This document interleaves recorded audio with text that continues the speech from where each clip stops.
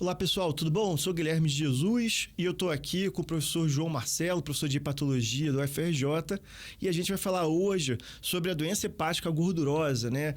Então é um assunto da clínica médica, da hepatologia, mas que tem muita relação com a gente da GO aqui, da ginecologia e da obstetrícia também. Tudo bom, João? Tudo bem, obrigado pelo convite, feliz de estar aqui. Beleza. Então tá, a gente vai começar pela definição.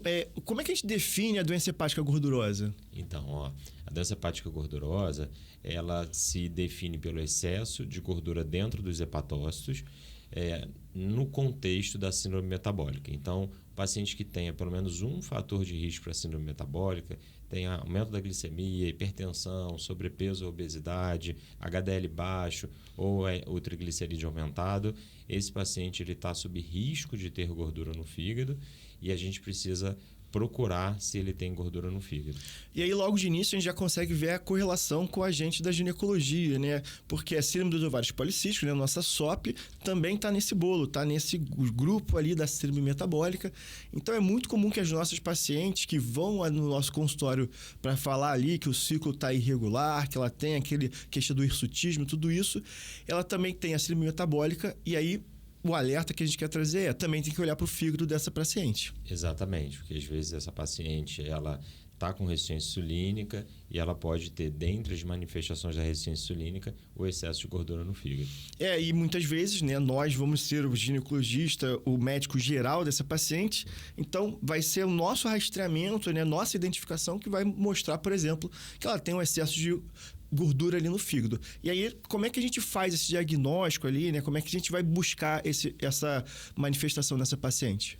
Guilherme, os ginecologistas são os nossos maiores aliados, tá? Porque vocês frequentemente solicitam exames para as mulheres. Sim. E muitas vezes são o clínico da mulher. Então, é muito comum que seja o ginecologista quem identifica, por exemplo, num ultrassom de rotina, o excesso de gordura no fígado. Então, o conceito moderno hoje é que a gente deve procurar a gordura no fígado em quem está sob risco. Então, tem pelo menos um desses fatores de risco para a síndrome metabólica que a gente falou, a gente tem que procurar ativamente. Vou só dar uma palhinha aqui de como é que é a história natural dessa doença. A gente chama de esteatose o acúmulo excessivo de gordura no fígado. A gente aceita como normal que tem até 5% dos hepatócitos com vacúolos de gordura. Mais do que isso é anormal. E a gente vê isso nos exames de imagem, por exemplo. Uhum. Algumas pessoas que têm excesso de gordura no fígado vão evoluir mal, desenvolvendo fenômenos inflamatórios que a gente chama de esteatohepatite. E a partir daí pode se desenvolver também a fibrose. Então a história natural dessa doença é: a grande maioria das pessoas que têm excesso de gordura no fígado vai ter só isso e mais nada. Então a gente vai dizer que eles têm esteatose. E um grupo de pacientes vai começar a desenvolver fenômenos inflamatórios, fibrose.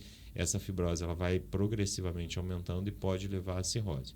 Você vai me falar, João, quantos das pessoas que têm gordura no fígado vão chegar a ter cirrose? São poucos. Menos de 3% das pessoas que têm gordura no fígado podem evoluir com essa história natural ruim até ter cirrose. O grande problema é que é uma doença de altíssima prevalência. Você vê, 30% da população brasileira tem excesso de gordura no fígado. Se a gente olhar para as pessoas com diabetes, mais da metade deles tem excesso de gordura no fígado. Se a gente olhar, por exemplo, para as pessoas com sobrepeso e obesidade, isso passa de 70% deles têm gordura no fígado. Então, embora sejam poucos os que vão evoluir com fibrose e desenvolver cirrose, passam a ser muitos dada a alta prevalência da doença. Não, com certeza, a gente tem que realmente procurar, porque senão a gente vai acabar perdendo. E aí até um outro dado interessante, não tem muito sintoma, né? Não. Se a gente não procurar com o exame de imagem, a gente não acha, né? Exatamente, é uma doença assintomática. A gente só vai encontrar sintoma numa fase muito avançada, que é a cirrose descompensada. Que a gente não quer. E a gente não quer encontrar de jeito nenhum, é aquela que todo mundo lembra da faculdade, paciente com icterícia, ascite, edema de membros inferiores, encefalopatia. Esse aí significa que a gente falhou de achar ele precocemente. Então, como que é o raciocínio do colega que chegou no consultório e a paciente trouxe um ultrassom mostrando gordura no fígado? A gente vai ter que fazer, primeiro, calcular um score de risco desse paciente ter fibrose avançada. Esse score ele pode ser calculado em qualquer calculadora de celular, chama FIB4, FIB4. É bem facinho, você usa a idade, as enzimas hepáticas e as plaquetas e ele vai dizer o risco desse paciente ter fibrose avançada. Então, o ponto de corte dele se der maior do que 1,3, eu preciso avançar na investigação. Existe um ponto de corte específico para pessoas acima de 65 anos, que é se ele der acima de 2. Então, mas para a regra geral, acima de 1,3, eu avanço na investigação.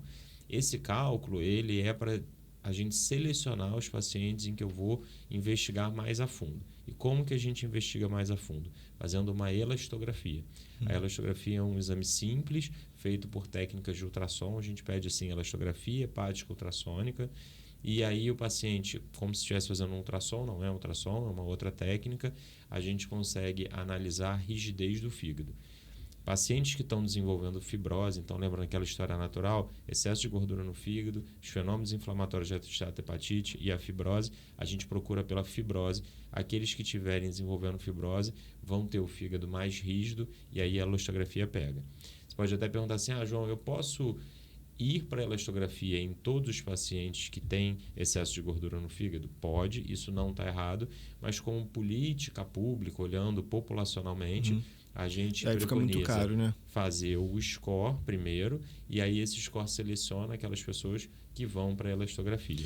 Então, para o ginecologista, de um modo geral, num rastreamento inicial, o ultrassom de abdômen total já seria suficiente para um rastreamento. E aí depois, avaliando, né, se tem ou não depósito de gordura no fígado, a gente poderia pensar num próximo passo, ou até mesmo encaminhar para o hepatologista. Mas para a gente, ginecologista, o ultrassom seria suficiente. Beleza, perfeito. O ultrassom ele vai te responder uma pergunta simples. Tem excesso de gordura no fígado, sim ou não? E ele deve ser solicitado para todo mundo que está sob risco. Então, o ultrassom vai dizer se tem gordura em excesso. E aí, quando você receber aquele ultrassom, bota no Google, FIB4, faz um cálculo, deu maior que 1,3, já pede a elastografia. Por quê? A grande maioria dos pacientes não vai ter fibrose.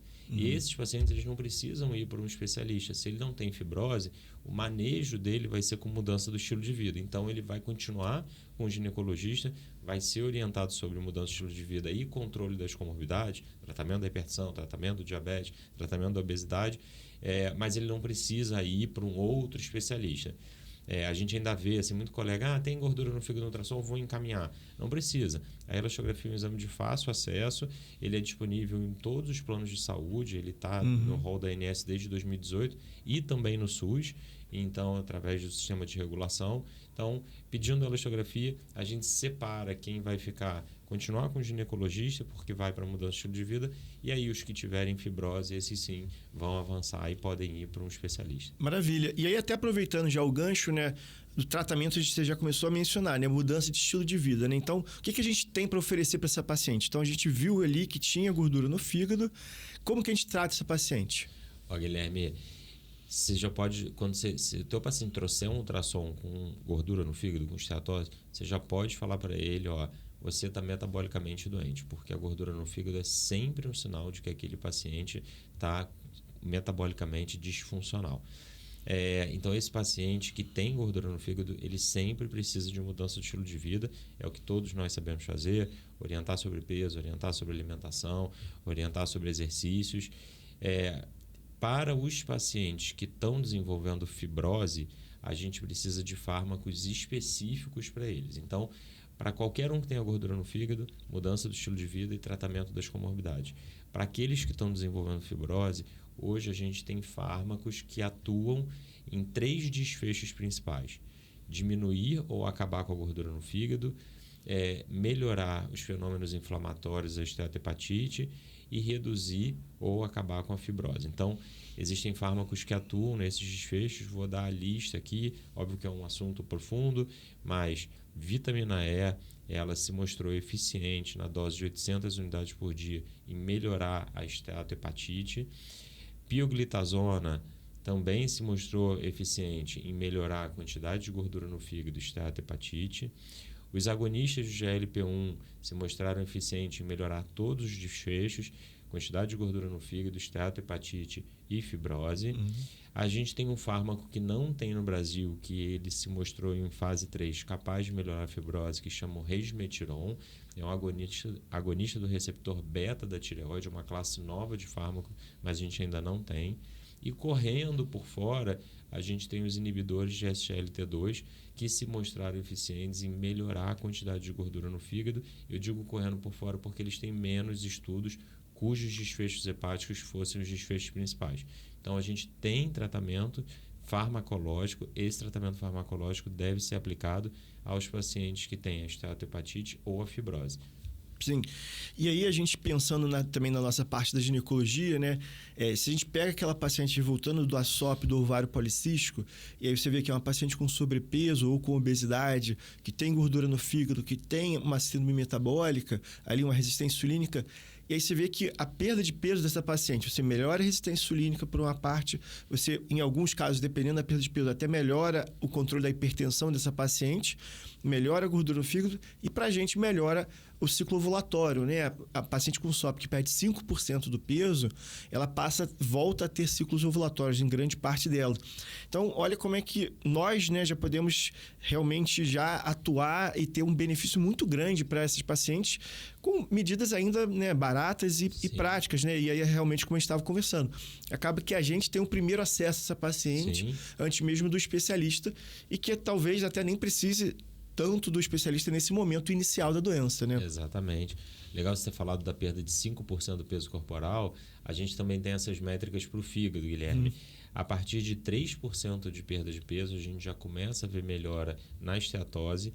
A partir de 5% de perda de peso, 5% do peso corporal, a gente vê melhora na esteatohepatite. E quando o paciente consegue passar de 7% do peso corporal, ele pode, só com a perda de peso, melhorar também a fibrose. Então, todos os desfechos de melhora do fígado que a gente quer, melhorar a quantidade de gordura, melhorar a inflamação e melhorar a fibrose, a gente consegue com a perda de peso.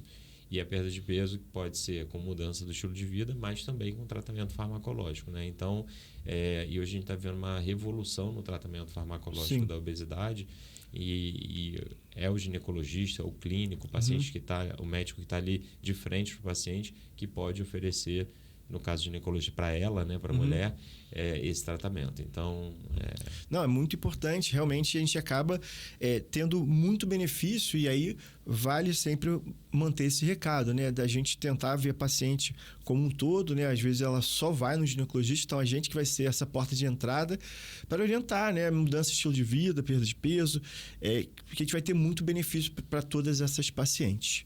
Bom, queria agradecer aqui o professor João Marcelo, foi um prazer a nossa conversa. Prazer estar aqui, estou feliz de poder estar falando um pouquinho da minha área de estudo e, no fundo, está trazendo um apelo aqui para os colegas de ginecologia, olhem para o fígado das suas pacientes, se por acaso identificar a gordura no fígado, peçam uma elastografia, que aí vocês vão estar fazendo muito pelos pacientes. Obrigado. Obrigado, um abraço.